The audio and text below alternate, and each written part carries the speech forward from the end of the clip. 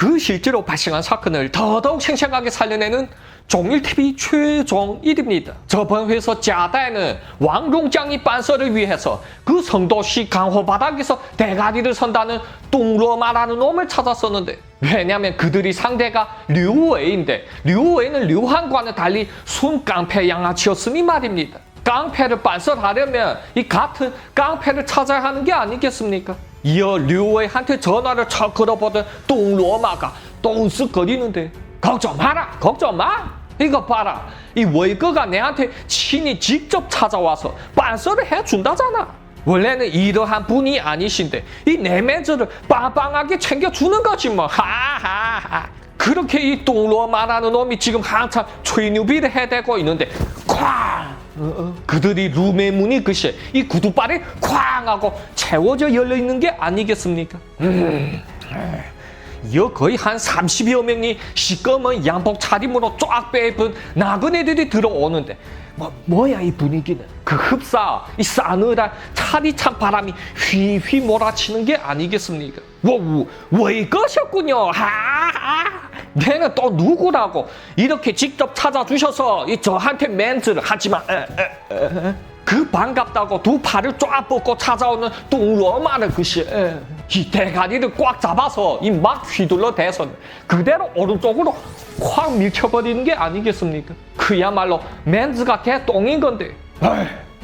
니야? 그 짭짤한 영감탱이 왕룡장이란 놈이 보낸 놈이 니야? 류웨이가 다짜고짜 짜다의 앞에 자리를 척 잡고는 이 담배를 뻑뻑 빨아대며 째려보는데, 그러자 짜다는 느꼈다는데, 이번에야말로 이거 사람을 써도 잘못 썼구나 하고요. 그 강호 바닥에서는 사람을 제대로 찾아서 쓸 수 있냐 없냐가 이렇게도 중요하다고 합니다. 아니 근데 류웨이가 얘기하는데 왜 그 짭짤한 영감탱이는 함께 오지 않았니? 응? 그놈까지 함께 잡아패야니 내 속이 시원해지겠는데 말이다.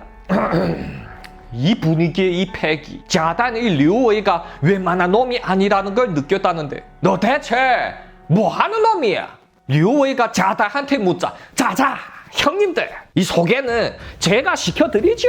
아까 대가리를 휘둘러서 이 너부러졌었던 뚱로마라는 놈이 또 나서는 거였다고 하는데, 이분은 이름이 른자중이고 이 강호에서는 짜다이라고 불리고 있죠. 현시대 선정왕 하는 게 바로 이 제 친구 짜다를 말하는 겁니다요. 어디 또한 그뿐이겠습니까? 그 베이징 강호 바닥에서도 멘즈가 빵빵한데 그 어느 구역이라 했던가 하시면 됐고, 정작 그 류웨이라는 놈은 매우 스겁들을 해야 하는데 그게 다 뭐 내랑 뭔 상관이 있단 겐데. 네 그쪽에서 되면 그냥 그 지역에서 놀 것이지 감히 이곳 사천성에 와서 딱 그 행세를 하고 있어?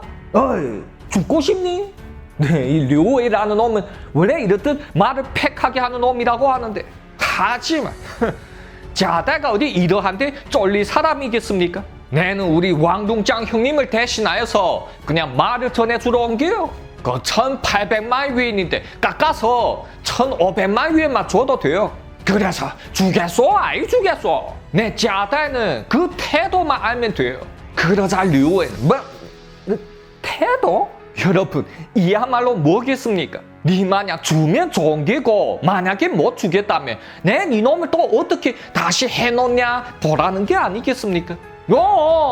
태도를 그래니 그 류웨이라는 놈이 다짜고짜 자다의 귓바망이부터 후려가기는 거였다는데, 그러자 뭐요 웨이거? 내 이 친구는 그렇게 막 다뤄도 되는 놈이 아니다 하지만 아야? 아이쿠 요번에 또 그 끼어드는 뚱로마의 귀싸대기를 날려버리는 게 아니겠습니까? 그러자 말입니다. 그 뚱로마가 데려온 부하놈들이 다들 허리 뒤춤으로 손이 가는데, 야야 너희들 이쪽으로 잘 봐라. 류웨이가 외치는데, 너희들 그 연장들을 뽑는 순간 이제 더 이상 이곳 사천성 흑사회 바닥에서 살게 수 없을 게야. 어때? 내 한중그룹에 류웨이가 그렇게 만들어 주갔어.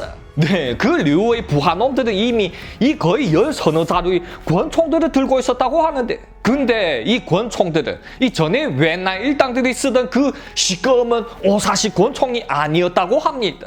다들 요 새하얀 총대로 되어 있는 브라우닝 권총인 게 아니겠습니까? 네, 이게 바로 남방의 깡패 건다들과 북방의 깡패 건다들 차이점인데, 이 류의 일당들은 다들 검은색 양복에 요 새하얀 권총들로 깔끔하게 다니지만 쪼에나 일당은 어떻죠? 이 다들 걸레 같은 옷들을 대충 걸치고는 이 맨날 씻지도 않고 이 때가 푸식 낀 채로 다니잖아요. 또한 권총 또한 그 어디서 대충 주워온 시꺼먼 낡은 것들만 갖고 다니는데, 하지만 말입니다, 이 남방의 놈들을 제 아무리 이 새하얀 맷장 권총들로 무장을 시켜줘도 뭐 한답니까? 이 놈들은 대부분 다 보여주기식이고 한평생 동안 방아쇠를 못 당겨본 놈이 많다고 하는데, 가게 해보게 이것들아. 하지만 그나마 류웨이라는 놈은 이 권총으로 진짜 사람을 쏴 죽인 놈이니까 하지 말라. 이 뚱로마가 찔쫄아서 먼저 부하 놈들을 보고 권총을 거두라고 하는 거였다는데, 아마도 이 뚱로마고 뭐고 종일 TV를 봤더라면 진짜야, 진짜로 그 하얼빈의 놈들이 이 막 쏴대는 미친놈들이 있다고 라고 놀랄건데, 태도 니 금방 내보고 태도가 궁금하다 했었니? 야들아, 이것들한테 내 류의 태도를 보여줘라.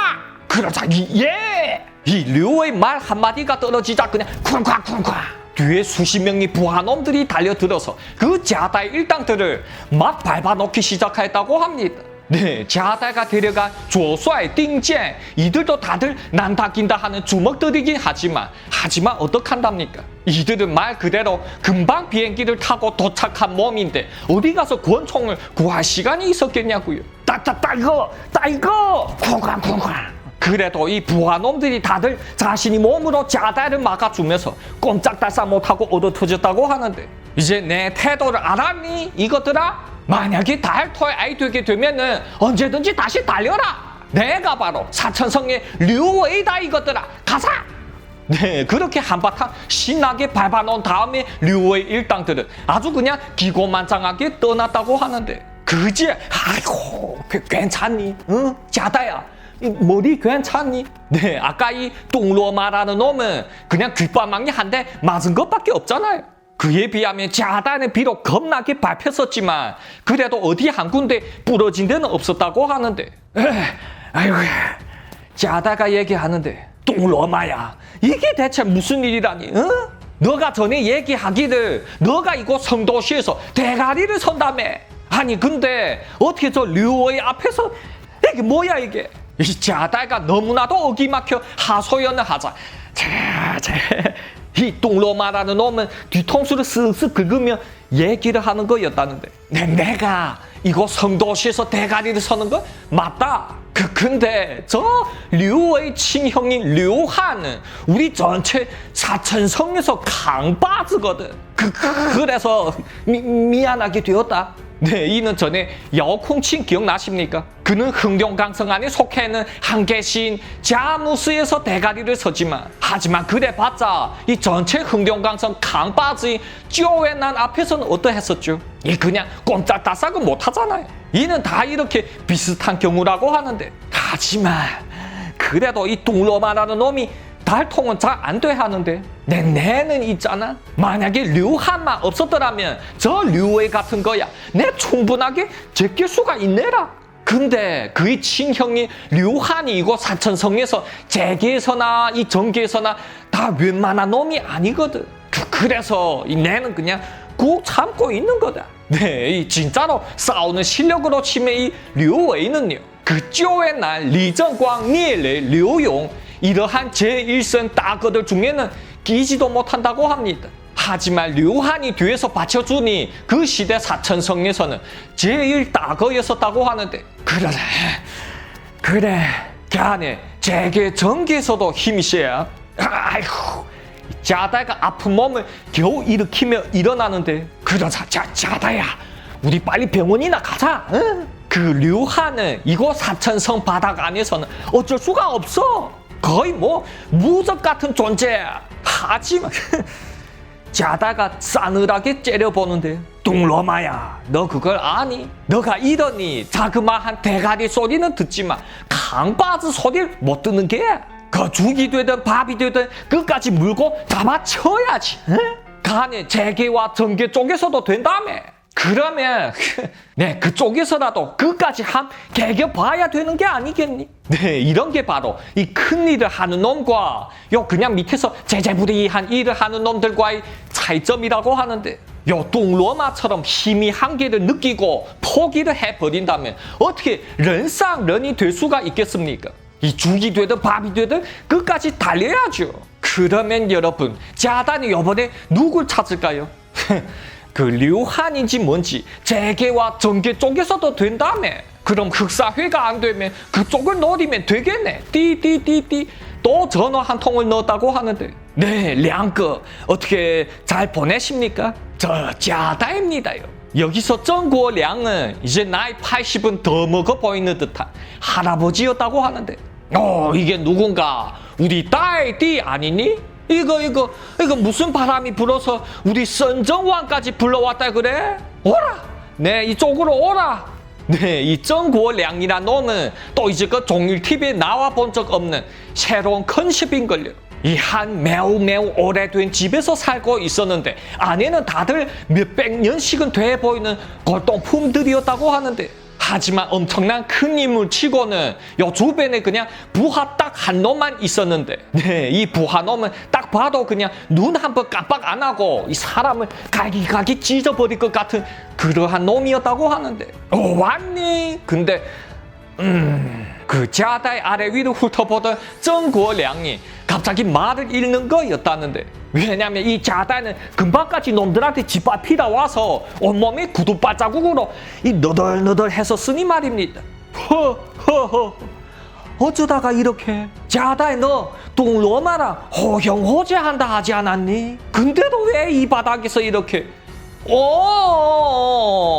이 정구어량이 쓱 얘기를 던지는데 혹시 이게 다 류의 짓이니? 그러자 량거 이걸 어떻게 다 아신 거죠? 네 자다가 뭐라고 했었나요? 아무 말도 안 했는데 요 정구어량이랑 요 늙은 여우는요 한번 그냥 아래 위로 쭉 보기만 해도 척척 다 알아냈다고 하는데 네네 맞습니다요 량거 그 류웨이라는 엄마 베이징에서 도박비 1800만 위엔을 지고도 이 배째라 하기에 내 찾아온 겁니다. 근데 돈은 둘째치고 그 똥로마가 아주 그냥 맥도 못 추고 살살 기는 게 아니겠습니까? 그래서 결국 이렇게 된 거죠. 그러자 이 늙은이가 얘기하는데 알았다. 이 늙은이가 아무리 늙어도 이 그만한 빤서를 한 맨즈는 아직 남아있을 것이요. 그러면 내가 한 빤서를 볼까? 그렇게 정구어량이란 놈이 전화를 넣었는데 그걸 류웨이가 아니고 류한한테 하였다고 합니다. 그러자 여러분 저쪽에 류한이 어떻게 전화를 받았는지 아십니까? 아이고 정구어량 우리 어르신 어떻게 이 시간에 전화를 다 주시고 안 그래도 저 요즘에 어르신한테 인사를 올리려고 함 가려고 했었습니다요. 그러면 여러분 이 정구어량은 과연 어떠한 놈이기에 그 천하의 류한이 이렇듯 외시는 걸까요? 네, 이 정구어량과 류한의 이야기는 종일TV 류한 편에 없었는데 왜냐면 그때 다뤘던 이야기는 다 범죄조사 기록부에 남겨져 있는 사실이지만 이 정구어량은 사뭇 아니거든요. 이 정구어량과 류한 사이 이야기는 그냥 강호에 떠도는 이야기인데 이러했었다고 합니다. 류한이 이야기에서도 나왔다시피 이놈은 순 흑수저 출신인데 처음엔 빈손으로 시작해서 이 나무 장사를 하다가 규모가 점점 커져서 한룽 그룹을 세우게 되었죠. 하지만 류한이 걸어온 길도 그닥 순탄하지는 않았었다고 합니다. 이 한 번은 류한이 선물 거래를 하다가 다른 한 세력이랑 원수를 지게 되었다고 하는데 하지만 그때까지 류한은 실력이 아직 안 되었었고 그만 놈들한테 잡히게 되었었다고 합니다. 그러자 그 상대방 놈들이 어떻게 겁을 줬는지 아십니까? 글쎄 이 다짜고짜 권총을 류한이 머리 중심에다 딱 대고는 손해를 본 10억 위엔을 내놓으라고 하는 거였다는데 만약 3일 이내에 못 내놓으면 그 류한이 대가리를 박살내버리겠다고 말입니다. 여러분 3일 안에 10억 위엔을 내놓으라뇨. 이게 이게 말이 됩니까 이게? 그때 그의 한룽그룹은 물론이고 그의 가족들도 다 포기를 했었지만 바로 이 정고량이 나서준 거라고 하는데, 왜냐하면 이 정고량은 사채업자였었으며 그 사천성에서 제일 큰 손이었기 때문인데, 정고량이 그때 나서서 10억 위엔을 대주지 않았더라면 그야말로 그 뒤에 류한이 써내려갈 전설은 없었겠는데, 하지만 이 10억 위엔이 현금을 단 3일 안에 내놓다뇨. 이 정도이면 전 사천성은 물론이고 전 중국에서도 과연 몇 명이나 되겠습니까?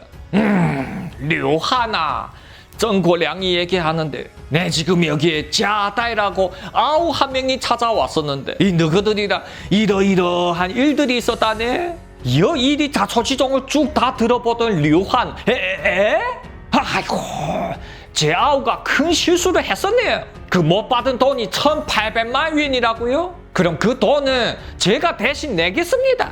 류한은 그 정고량이 멘트를 톡톡히 주는 거였다는데, 근데 류한아, 이 정고량이 계속하여 얘기하는데 1,800만 위엔은 1,800만 위엔이고 너그 아우가 여기 내 아우를 잡아 팼는데 그 뭐 병원 비용이라도 좀 더 넣어야 하지 않을까? 그래서 말인데 200만 위엔 더 해서 2,000만 위엔 어떠야?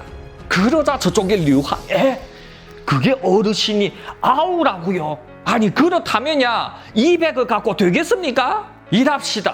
저 1,200을 더 해서 3,000만 위엔으로 맞춰드릴게요. 그제야. 정고량이란 놈이 빙그레 웃는 거였다는데, 그러면 또 전화하자. 이어 툭 띠띠띠 전화를 끊고는 자다를 보고 얘기하는데, 어떠야 자다야, 이만하면 멘트가 됐지. 네, 여러분이 보시기에 어떻습니까? 어디 뭐 부러진 데도 아니고 병원비로 1,200만 위엔을 더 주다뇨. 이게 만약 정고량이 아니고 과연 그 누가 이만한 큰 멘트가 있겠습니까? 하지만 자다는 안 됩니다. 정거. 안 돼. 여러분, 빤서를 이렇게 하면 그건 그냥 보통 깡패 건다들한테는 먹히겠지만 자다가 누구랍니까? 정거, 내는 허나사나 어디 가나 딱 그 소리를 듣고 다니는데 이 돈만 받고 가만히 있는다? 그럼 내 이 강호 바닥에서 어떻게 계속하여 얼굴을 쳐들고 다닐 수가 있겠습니까? 그 류용이라는 그놈, 저 똑같이 답새겨 놔야 이 일은 끝입니다. 그래서 그런 거였어? 네, 이 정고량은 강호의 몸 담고 있는 사람도 아니고 그냥 이 돈 장사꾼이잖아요. 만약 돈 장사로 따지면 이건 계산이 충분한데, 하지만 이러한 강호의 빤썰 방식은 몰랐었다고 하는데 정고량이 요상하게 웃으며 얘기를 하는데, 자다야, 류한이 비록 내한테 멘트를 주긴 하지만 그건 그냥 여기까지야. 이것보다 더 큰 멘트는 나도 없거니와 류한이 이제 너무 많이 컸어. 그러한 글을 보고 류웨이를 내놔서 너한테 얻어맞게 해라? 내가 보기에 이 어림도 없는 일이네라. 네, 류한이 비록 류웨이 형이긴 하지만 거의 뭐 아들처럼 키웠다고 하는데, 하여 해마다 류웨이가 이렇게 도박빚으로만 몇억 위엔씩 지고 다니고 있지만 이 뭐 욕 한마디도 없이 다 그냥 오냐오냐 하면서 대신 빤썰해 준다고 합니다. 요번에도 이게 정고량이 전화 온 거니 뭐 돈을 되돌려주고 병원비까지 주겠다는 게지, 아니면 다짜고짜 사람을 시켜 두들겨 패서 무릎까지 꿇렸을 건데. 그래서 말인데 자다야, 내 먼저 너희 그 돈만 받아내주고 그 나머지 너네 사이 빤서를 너희들이 따로 알아서 해라. 그럼 너가 혹시라도 복수에 실패하여도 돈은 되돌려 받은 거잖아. 그러자 짜다가 생각해도 이게 맞는데, 오케이, 그럼 그렇게 합시다. 이어 정고량이 이 전화를 다시 넣는데, 류한이니? 자, 이러자. 너 그 3,000만 위엔도 말고 그냥 류웨이가 떼온 1,800만 위엔만 돌려줘라. 그리고 그 나머지 너희들 사이 빤서를 너희들이 또 따로 다시 하고 말이다.